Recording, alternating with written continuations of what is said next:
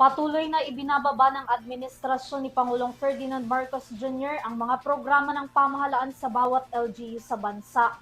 Una na rito ang suporta ng gobyerno sa supply ng bigas ng mga Pilipino sa ilalim ng LGSF, habang pinagtutuunan din nila ng pansin ang pagbibigay ng financial assistance sa mga scholar ng bawat komunidad.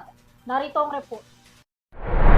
Sinaksihan ni Pangulong Ferdinand Marcos Jr. kasama si DILG Secretary John Vic Remulla ang distribusyon ng 10 kilo ng bigas sa higit 2,000 benepisyaryo nito sa General Trias Cavite na bahagi ng mas pinalawak na Local Government Support Fund o LGSF.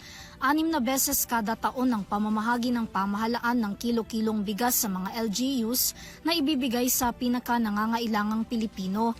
Bahagi rin ng pagbisita ng Pangulo sa Gentry ang pangunguna nito sa pagbibigay ng Social Civic Project Fund o SCPF na nagkakahalaga ng 6.6 million pesos na hahatiin sa 33 barangay sa lungsod na may tig 200,000 pesos.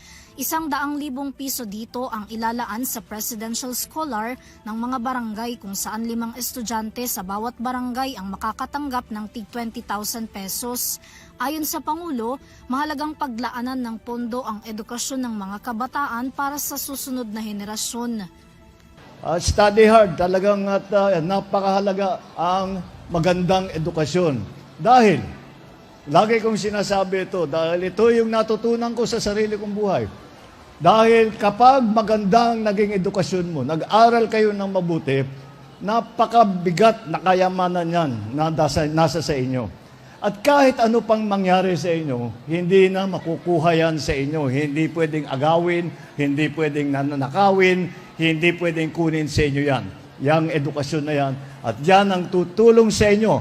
Para sa EuroTV News, Vanessa Cleofas, sumasaludo sa bawat Pilipino.